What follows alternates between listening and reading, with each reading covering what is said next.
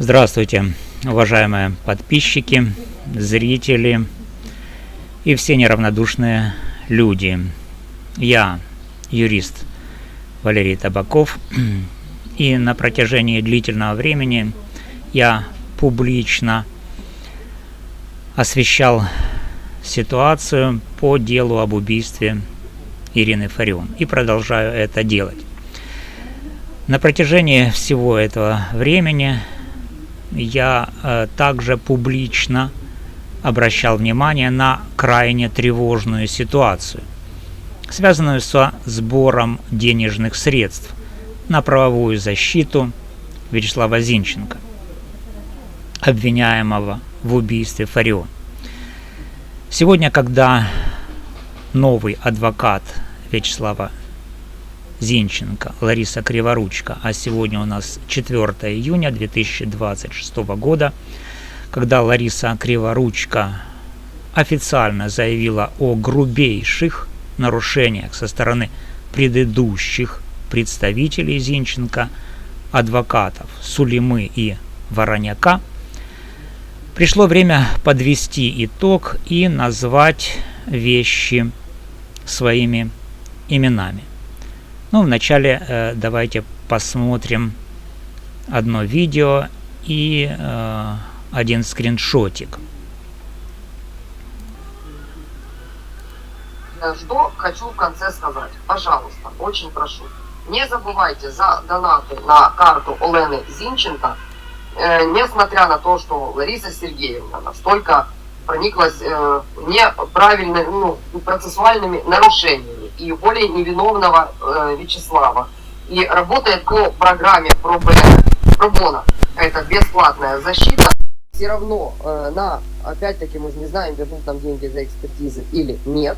Нужны деньги на экспертизы, а это оплачивается, естественно, и даже не обсуждается. Экспертиз нужны не одна и не две, а еще. Поэтому, к сожалению, пока два стервятника в виде Сулимы и Вороняка будут думать по поводу возврата денег и что они надумают, экспертизы нам крайне необходимы. Поэтому...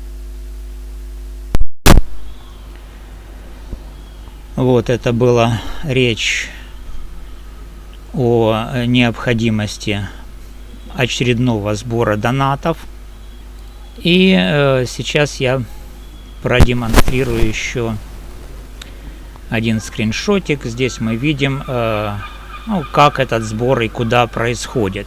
В данной ситуации написано на правовой захист Вячеслава Зинченко, и в том числе на оплату адвокатов, на экспертизы, ну и тому подобное. В общем, вы видите, на что собираются эти средства.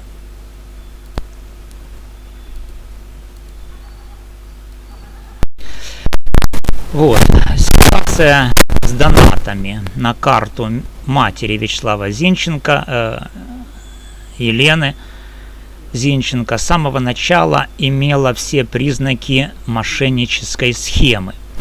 Адвокаты Сулима и Вороняк получали существенные гонорары за свои услуги, включая участие в судебных заседаниях, подготовку рецензий, экспертиз, и это неоднократно подтверждалось в прямых эфирах, в том числе и Татьяной Мусихиной. И я об этом говорил и в своих эфирах, что Мусихина занимается вот такой вот деятельностью. Вместе с группой поддержки Ланы, а это организатор первоначальной группы поддержки Зинченко, которая потом раскололась, так вот, вместе с Ланой и ее частью группы я неоднократно требовал от Мусихиной и ее группы требовал предоставления полного финансового отчета по собранным средствам. Сколько средств было собрано, по каким статьям и в каких суммах они были израсходованы.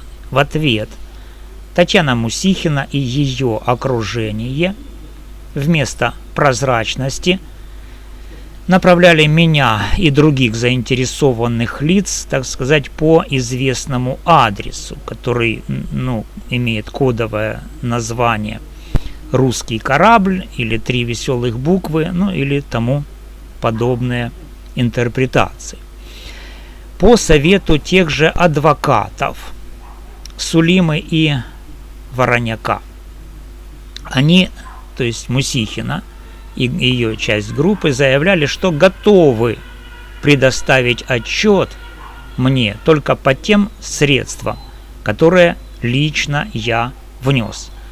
И при этом ни мать Вячеслава Елена, ни Мусихина никогда никому не собирались давать публичный реальный отчет. Это была просто классическая отговорка. А теперь давайте посмотрим еще одно видео, а потом продолжим. По экспертизе, которые не могут потом отдать.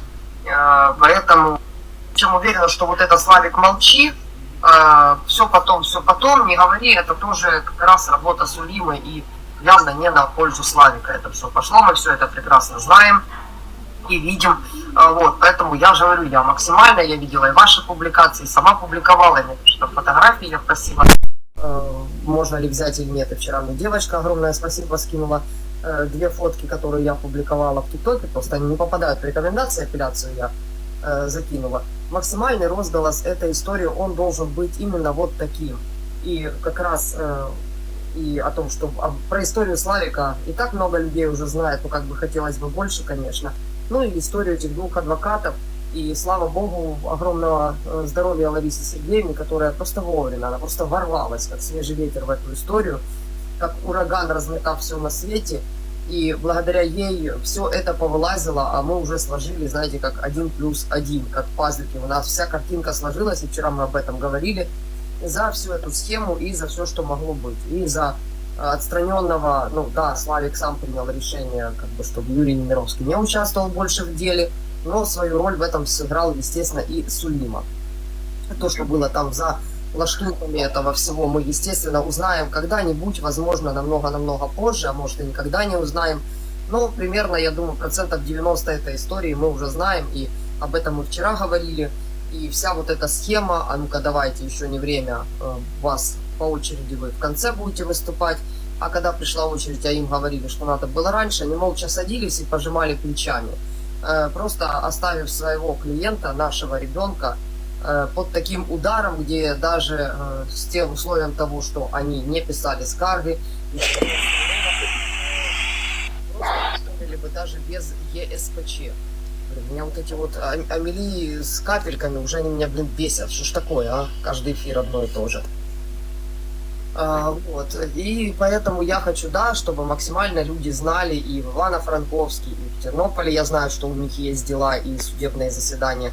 Я хочу, чтобы люди максимально знали, что вот такие адвокаты, которые запросто сливают своего клиента за договорняк, делают якобы экспертизы, которые не могут потом отдать. Поэтому вот я хочу, чтобы знали об этих 2 людях. И естественно, какая бы ни была ситуация, не дай бог, если вы действительно нарушили закон, то тут вопросов нет. А если вы его не нарушили и попали в такую ситуацию, ни в коем случае не обращаться ни к Игорю Романовичу Сулиме, ни к Владимиру Вороняку.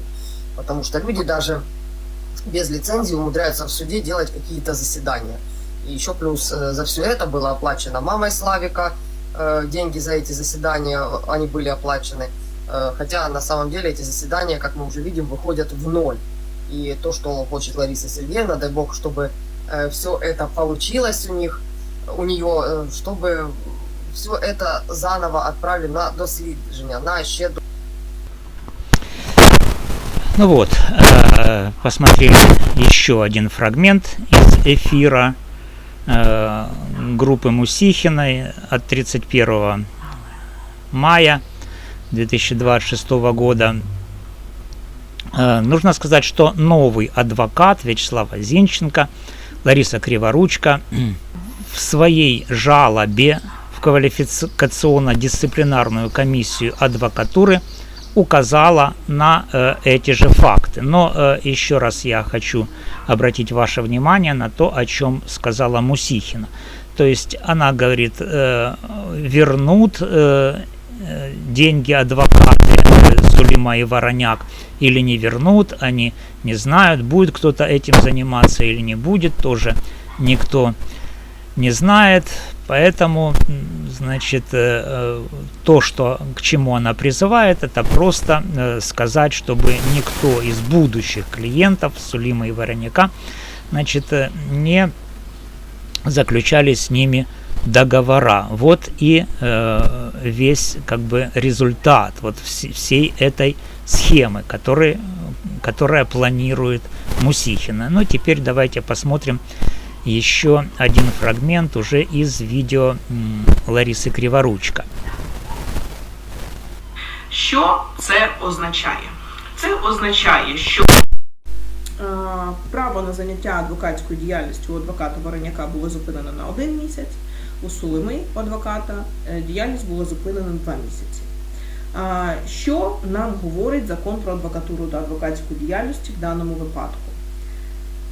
Право на заняття адвокатською діяльністю зупиняється в разі накладення на адвоката дисциплінарного стягнення у вигляді зупинення права на заняття адвокатською діяльністю. Відповідно до рішення КДК регіону або ВКДК. Згідно частини 5-6 статті 31 Закону України про адвокатуру та адвокатську діяльність, протягом строку зупинення права на заняття адвокатської діяльності адвокат не має права її здійснювати. Відомості про зупинення заносяться до Єдиного реєстру адвокатів України. Договір про надання правової допомоги, укладений адвокатом з клієнтом та або особою, яка уклала цей договір в інтересах клієнта, припиняється у разі зупинення свідоцтва про право на заняття адвокатської діяльності. Що я вам можу сказати?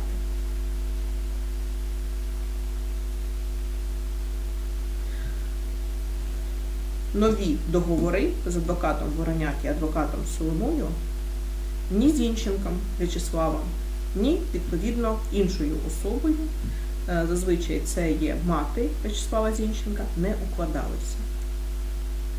Ну вот, друзья, мы посмотрели и то, о чем нам рассказала адвокат Лариса Криворучка. И вернемся опять же к нашей ситуации. В своей жалобе в квалификационно-дисциплинарную комиссию адвокатуры Лариса Криворучка указала на следующие ключевые факты. Согласно профилю адвоката Вороняк в Едином реестре адвокатов Украины, право на занятие адвокатской деятельностью Вороняка было остановлено согласно пункту 3 части 1 статьи 31 Закона Украины об адвокатуре и адвокатской деятельности с 26 декабря 2025 года по 26 января 2026 года на основании решения номер 381/25 Дисциплинарной палаты КДК Волынской области от 26 декабря 2025 года. Кроме того, согласно профилю адвоката Сулеймы в Едином реестре адвокатов Украины, право на занятие адвокатской деятельностью было остановлено согласно пункту 3 части 1 статьи 31 Закона Украины об адвокатуре и адвокатской деятельности с 20 марта 2025 года по 20 мая 2025 года на основании решения Высшей квалификационно-дисциплинарной комиссии адвокатуры номер 3-009/2025 от 20 марта 2025 года, которым внесены изменения в части примененного дисциплинарного взыскания к решению Дисциплинарной палаты КДК Ивано-Франковской области номер 47/15/2024 27 ноября 2024 года. Согласно пункту 3 части 1 статьи 31 Закона Украины об адвокатуре и адвокатской деятельности, именно об этом вот говорит Лариса Сергеевна Криворучка, право на занятие адвокатской деятельностью останавливается в случае наложения на адвоката дисциплинарного взыскания в виде остановки права на занятие адвокатской деятельностью. При этом, согласно пункту 3, части 3 статьи 31 этого закона, право на занятие адвокатской деятельностью останавливается с дня принятия квалификационно-дисциплинарной комиссии адвокатуры соответствующего решения. Согласно частям 5 и 6 статьи 31 Закона Украины об адвокатуре и адвокатской деятельности, в течение срока остановки права на занятие адвокатской деятельностью адвокат не имеет права ее осуществлять. Сведения об остановке права на занятие адвокатской деятельностью вносятся в единый реестр адвокатов Украины. И что самое важное в этой ситуации для нас с вами по материалу вот этого моего видео: договор о предоставлении правовой помощи, заключенный адвокатом с клиентом и лицом, которое заключило договор в интересах клиента, прекращается. Ну, по-украински это звучит «припиняется», да? То есть, если лицензия зупиняется, то договор припиняется, то есть прекращается в случае остановки или аннулирования свидетельства о праве на занятие адвокатской деятельностью, кроме случая заключения договора с адвокатским бюро или адвокатским объединением. В этом случае главой адвокатского бюро или адвокатского объединения осуществляется замена адвоката. Ну, а насколько мы знаем, договор между Еленой Зинченко и Сулимой, и Еленой Зинченко и Вороняком были заключены непосредственно с Сулимой и с Вороняком, но не с адвокатским бюро. Таким образом, друзья, адвокат Лариса Криворучко прямо указывает, что Сулима и Вороняк оказывали правовые услуги Вячеславу Зинченко без надлежащих законных полномочий, что расценивается как грубое лишение подзащитного квалифицированной правовой помощи. По данному факту уже подана жалоба Ларисой Криворучко в квалификационно-дисциплинарную комиссию коллегии адвокатов. Однако, друзья, для полного восстановления правовой ситуации недостаточно только такой жалобы Криворучко. Необходимо направлять официальные запросы в банки, получать выписки по карте матери Вячеслава, проводить аудит собранных и потраченных средств. К сожалению, пока мы этого не наблюдаем. Ни Елена Зинченко, ни Татьяна Мусихина с ее компанией, ни Лариса Криворучко не занимается возвратом средств, пожертвованных на юридическую помощь Вячеславу Зинченко, на оплату адвокатов и на составление рецензий и экспертиз. Ничего этого нету. Что мы имеем в сухом остатке?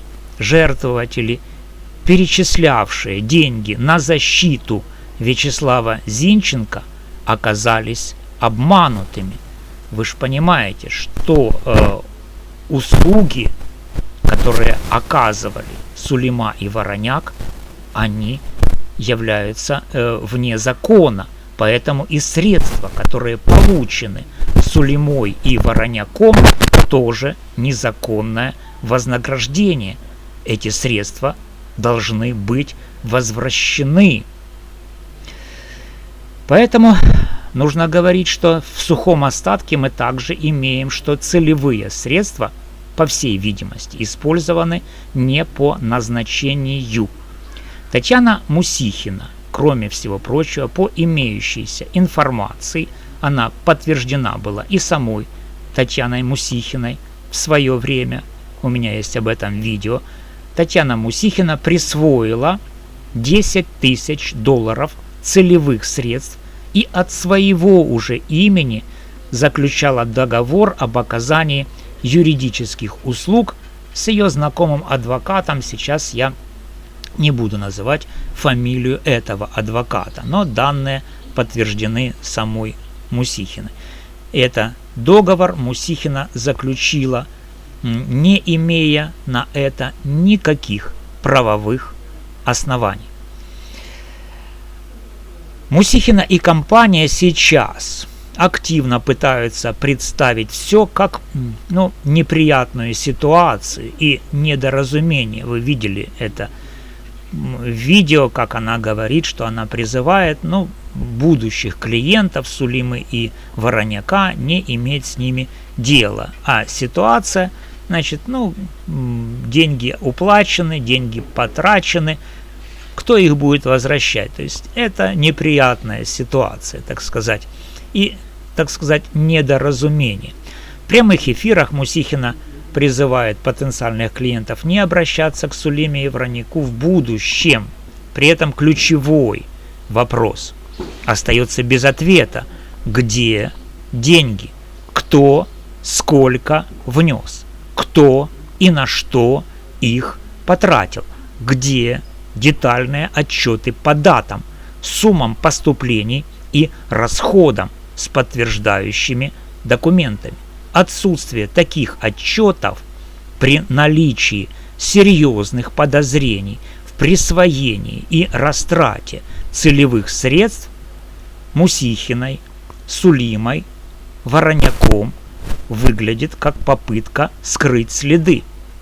Поэтому я, юрист Валерий Табаков, официально требую: первое, полного финансового отчета по всем собранным на карту матери Вячеслава Зинченко средствам с указанием дат поступлений, сумм плательщиков по возможности и всех расходов с приложением подтверждающих документов.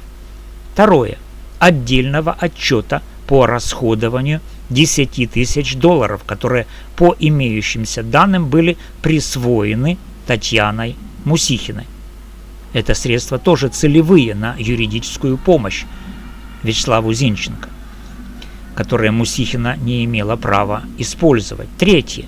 Публичных объяснений от матери Вячеслава Зинченко и Татьяны Мусихиной по фактам отсутствия договоров и полномочий у предыдущих адвокатов.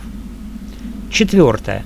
Проведение независимого аудита собранных средств с привлечением третьей стороны до тех пор, пока не будут предоставлены прозрачные отчеты и не будет проведена полная проверка. Любые заявления Мусихиной и компании о призывах не обращаться к тем или иным адвокатам выглядят как попытка отвлечь внимание от главного, от судьбы собранных людьми денег. Это не просто неприятная ситуация, это ситуация, которая имеет все признаки мошенничества и присвоения средств, собранных на благое дело, защиту человека.